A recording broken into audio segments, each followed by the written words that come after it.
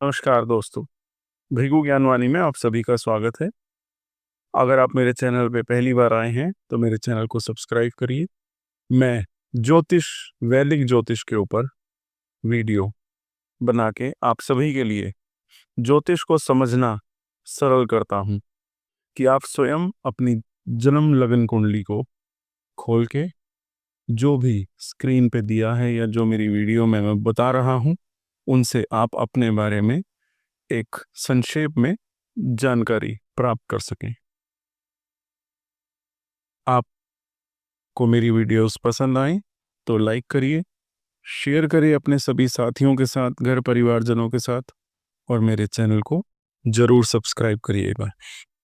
चलिए अब आज की वीडियो की शुरुआत करते हैं। आज जो इस वीडियो का टॉपिक है, बहुत ही महत्वपूर्ण टॉपिक के बारे में हम बात कर रहे हैं। एक ऐसे भाव के बारे में बात कर रहे हैं जिसके वजह से जीवन में सफलताएं और इस कलयुग का एक बहुत ही महत्वपूर्ण भाव है जो इस कलयुग में सबसे पहले देखना चाहिए और देखा जाता भी है सभी ज्योतिष विद्वानों द्वारा।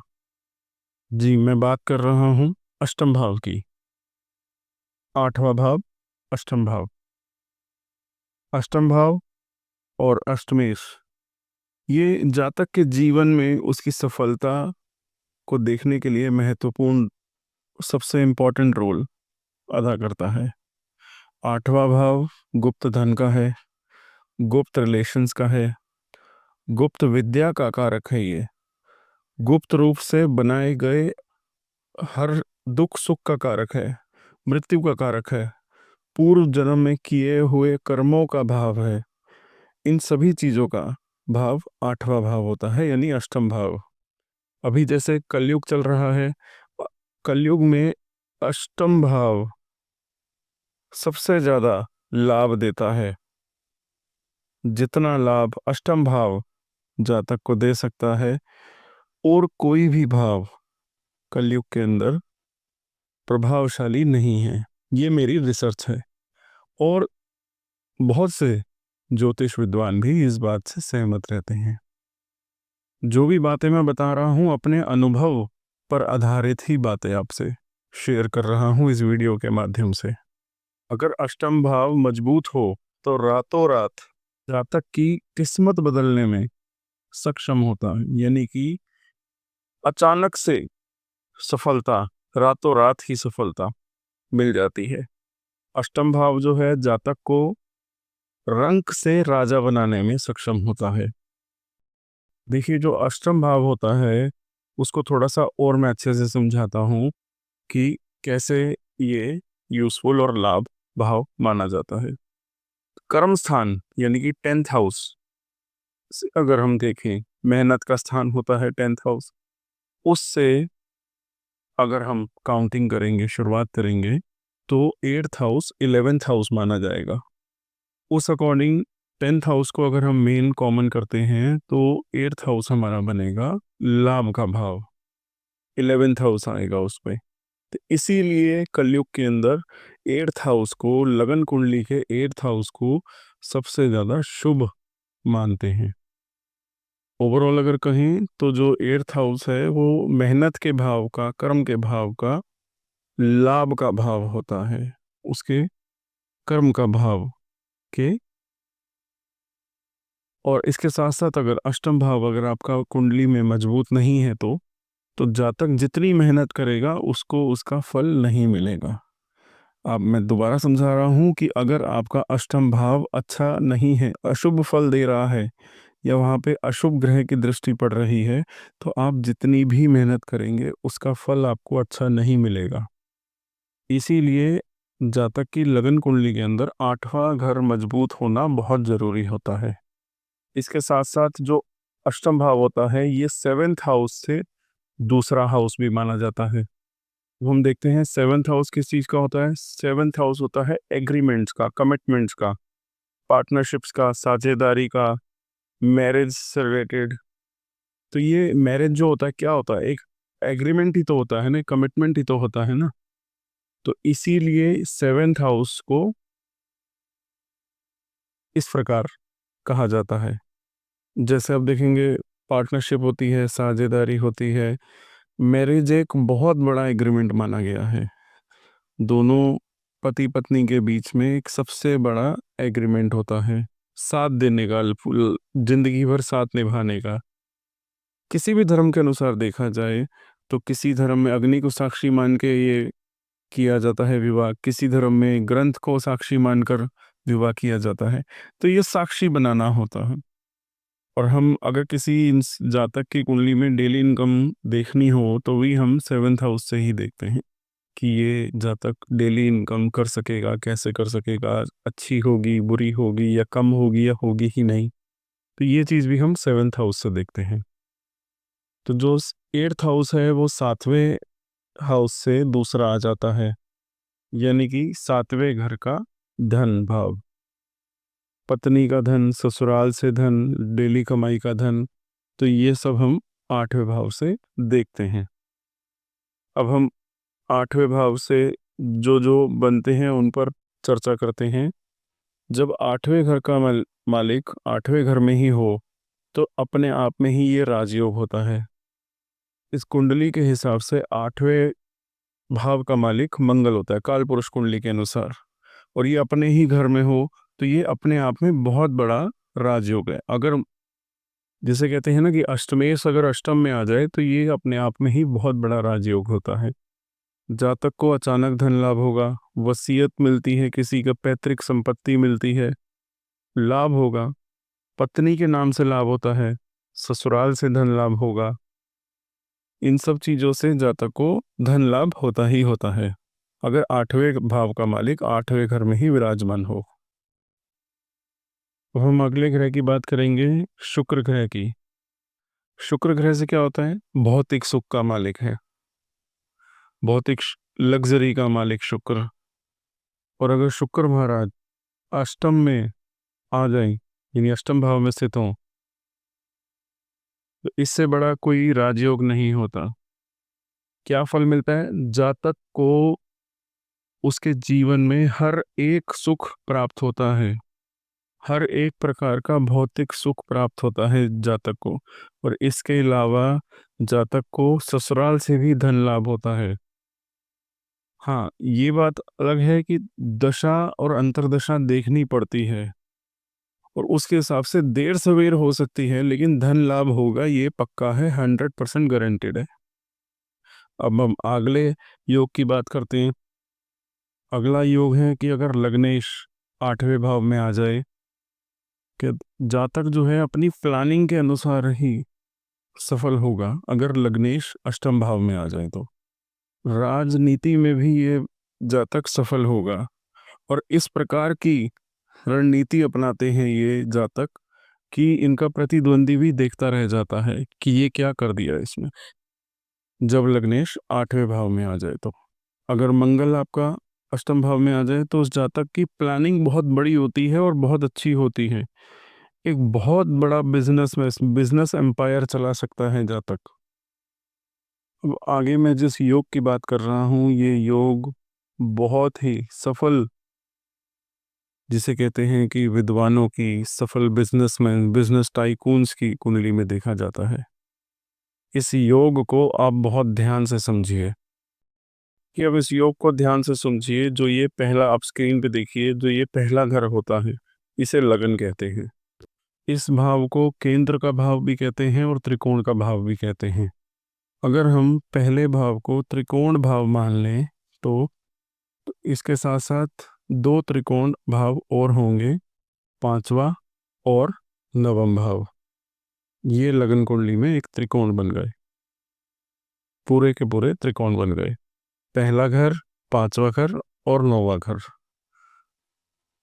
अगर 8वें घर के मालिक का इन तीनों घरों में से किसी के साथ भी संबंध हो जाए, लग्नेश और अष्टमेश एक साथ बैठ जाएं, पंचमेश और अष्टमेश एक साथ बैठ जाएं, या किसी भी घर में सूर्य मंगल एक साथ बैठ जाएं, नवम भाव का मालिक अगर 8वें घर के भाव के साथ बैठ जाए, या फिर बृहस्पति जो है मंगल के साथ बैठ जाए, लग्नेश अष्टमेश एक साथ बैठ जाएं, या पंचमेश अष्टमेश एक साथ बैठ जाएं, या नवमेश अष्टमेश एक साथ बैठ जाएं, या इसके साथ साथ लगन कुंडली में ये दोनों एक दूसरे को पूर्ण दृष्टि से देखते हों, तो ये योग लगन कुंडली में बहुत विशाल, बहुत बड़े राजयोग का निर्माण करते हैं। इससे बड़ा राजयोग नहीं होता।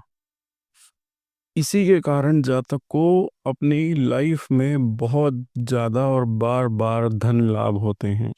अनएक्सपेक्टेड मनी, अनएक्सपेक्टेड प्रॉफिट्स की जातक को उम्मीद भी नहीं होती कि उनको रातों रात कोई गुड न्यूज़ मिल गई, कोई टेंडर मिल गया, कोई सामने से बड़े ऑर्डर आ गया जिसकी उम्मीद ना हो, अनएक्सपेक्टेड, वो मिलता है इस राजयोग से। ऐसे जातकों का भाग्य उदय एकदम से हो जाता है। राजनीति में भी अचानक से ऊंचा पद मिल जाएगा।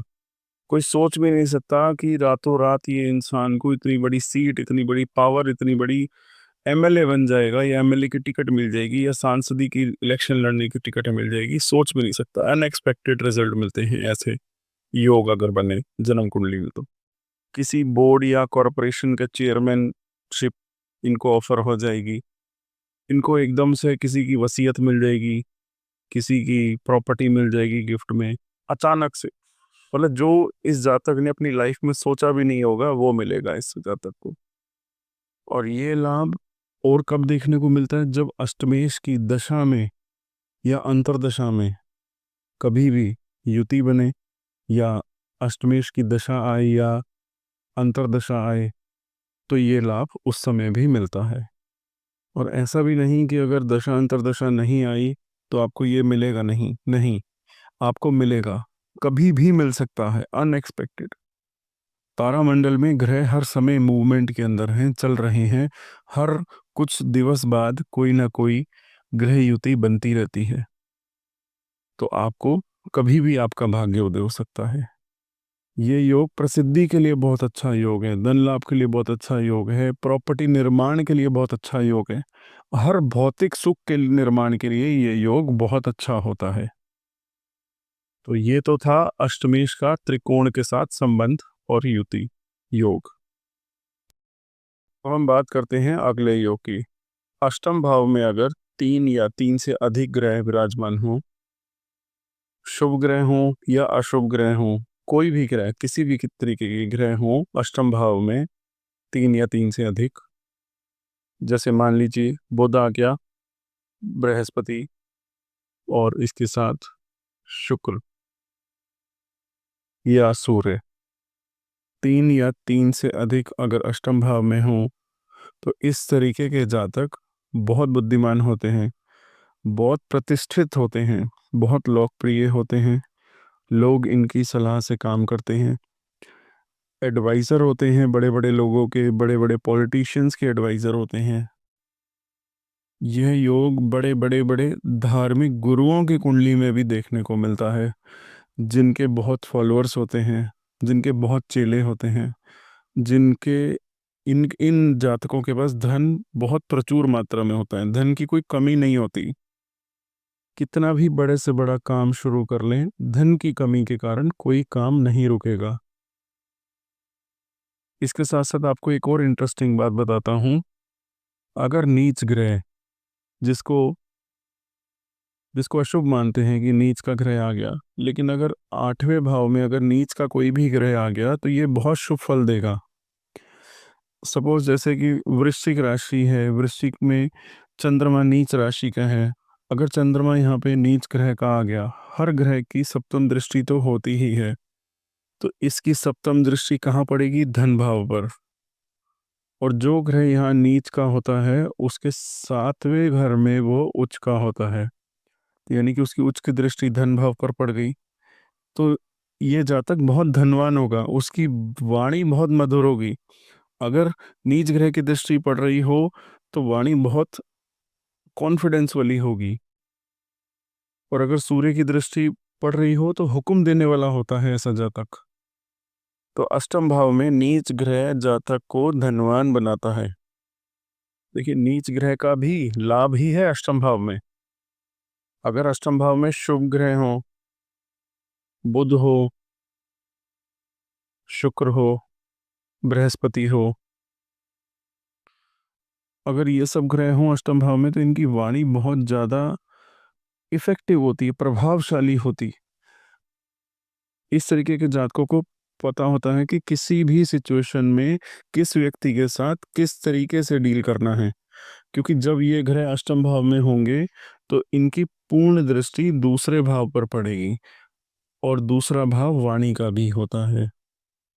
और अगर इसके साथ साथ शुभ ग्रह की मित्र दृष्टि पड़ रही हो, तो जातक अगर वकील हो तो बहुत बड़ा लॉयर, बहुत बड़ा वकील होता है। बड़ी बड़ी गैदरिंग के अंदर बहुत बड़ा इसका, बहुत बड़ी कॉन्फ्रेंसेस हो, बहुत बड़ा कोई सम्मेलन हो रहा हो, तो वहाँ बहुत अच्छे से इफेक्टिव तरीके से, प्रभावशाली तरीके से बात रखते हैं अपनी। मंच का संचालन बहुत अच्छे से कर लेते हैं, इतनी इफेक्टिव होती है इनकी वाणी। अब इसके बाद अगले योग की बात करता हूँ। बात करते हैं, अगर अष्टम भाव में शनि महाराज अगर अकेले आ जाएं, अकेले स्थित हों, और इन पर किसी ग्रह की दृष्टि भी ना पड़ रही हो, अकेले शनि महाराज हों, तो जातक कानून के क्षेत्र में बहुत तरक्की करता है। अगर शनि विराजमान हो या राहु के साथ कोई और ग्रह ना हो, यानी शनि हो या अकेला राहु हो, तो जातक कानून के क्षेत्र में बहुत ही प्रसिद्धियां प्राप्त करते हैं और बहुत बड़े लॉयर होते हैं, बहुत बड़े वकील बन जाते हैं। क्रिमिनल वकील होते हैं, खास तौर पर ये ध्यान रखिएगा, जो क्रिमिनल केस देखते हैं, और इनका सोसाइटी में अपने वकालत में बहुत बड़ा नाम होता है। बहुत बड़ी बड़ी पार्टीज़ के, बहुत बड़ी बड़ी कंपनीज के लीगल एडवाइज़र होते हैं। अगर कुंडली में और योग भी अच्छे हों, दशमेश और लग्नेश अच्छे हों, तो जातक जज, न्यायाधीश तक जज भी बनते हैं, चीफ जस्टिस, सुप्रीम कोर्ट के जस्टिस भी होते हुए, बनते हुए देखे गए हैं मेरे रिसर्च में। अब आने वाले अगले योग की बात करते हैं कि अगर अष्टम भाव का मालिक और छठे भाव का मालिक अगर एक साथ आ जाएं, जैसे छठे भाव का मालिक बुध बन गया और आठवें घर का मालिक मंगल बन गया। मान लीजिए कि बुध और मंगल किसी भी भाव में एक साथ आ जाएं, केंद्र में आ जाएं या त्रिकोण में आ जाएं, अगर इसके साथ साथ 11वें भाव में आ जाएं तो बहुत ही अच्छा है। किसी भी घर में इकट्ठे आ जाएं तो बहुत अच्छा फल मिलेगा। अगर ये योग बन रहा है आपकी जन्म लगन कुंडली में, तो आपको बहुत अच्छी सर्विस, बहुत अच्छा जॉब का योग बनता है, और इसके साथ समय समय के साथ आपके प्रमोशंस आपको मिलते रहते हैं। जो आप डिजर्व करते हैं वो प्रमोशंस आपको मिलते रहते हैं। आगे बात करते हैं, आठवें घर का मालिक छठे भाव में हो, आठवें भाव में हो या 12वें भाव में हो, अगर ऐसा संयोग बन रहा है आपकी लगन कुंडली में, तो इससे विपरीत या राजयोग का निर्माण होता है आपकी कुंडली के अंदर। ये बहुत ही बड़ा और अव्वल दर्जे का राजयोग है। अगर अष्टम का मालिक 6, 8, 12 त्रिक भाव में हो, इससे जो राजयोग का निर्माण होता है, उससे जातक को अपने जीवन में सभी सुख मिलते हैं, बिना किसी शर्त, बिना किसी और दबाव के, बिना किसी और ग्रह को देखे। आप ये स्पष्ट रूप से समझ सकते हैं कि सभी सुख आपको प्राप्त होंगे। वाहन, अच्छे वाहन का सुख मिलेगा जातक को, जमीन जायदाद का सुख मिलता है, परिवार का बहुत अच्छा सुख मिलता है। बहुत ही अव्वल राजयोग का निर्माण होता है कुंडली में, जिसकी कुंडली में ये राजयोग बनता हो। अब हम आखिरी योग की बात करते हैं, वक्री ग्रह। कभी इसके ऊपर भी मैं वीडियो बनाऊंगा कि अगर वक्री ग्रह अष्टम भाव में स्थित हो जाए, तो जिस घर के ये मालिक होंगे, उस घर का फल बहुत ही उम्दा रूप में मिलेगा। उस घर का फल बहुत अच्छा देंगे, ये बहुत ही शानदार फल देंगे। मान लीजिए भाग्येश अष्टम में है, वक्री होकर स्थित हो गए, या यहाँ भाग्येश बृहस्पति है, बृहस्पति महाराज वक्री होकर अष्टम भाव में आ गए, तो इस तरीके के जातक बहुत भाग्यशाली होंगे। बहुत भाग्यवान होंगे। इनके जीवन में हर कार्य भाग्य के कारण सिद्ध हो जाएंगे, क्योंकि इनका भाग्य बहुत मजबूत होता है, इनकी पूरी कुंडली बहुत मजबूत होती है। तो अष्टम भाव में जो वक्री ग्रह होते हैं बहुत ही अच्छा फल देते हैं। इस घर उस घर का फल देंगे जिस घर के वो मालिक होते हैं। शर्त ये है कि ये ग्रह अस्त ना हो बस, और कम डिग्री के ना हो। और अगर अस्त भी और कम डिग्री के हों तो भी फल तो मिलेगा, लेकिन थोड़ा सा मध्यम मिलेगा, कम मिलेगा। तो ये था मेरा वीडियो एक ऐसे भाव के बारे में जानकारी जो कलयुग के अंदर सबसे पहले ज्योतिष विद्वानों को देखना चाहिए और देख भी रहे हैं, क्योंकि कलयुग के अंदर लाभ तो अष्टम भाव से ही मिलता है। तो अगर आपने यहाँ तक मेरी वीडियो देखी है तो लाइक करें, अपने सभी परिवारजनों के साथ शेयर करें और मेरे चैनल को सब्सक्राइब करना ना भूलें। धन्यवाद। अगर आपकी कोई क्वेरी हो, आप कुछ पूछना चाहते हो, तो कमेंट बॉक्स में लिखें या फिर मेरे नंबर पर व्हाट्सएप के माध्यम से संपर्क करें। धन्यवाद।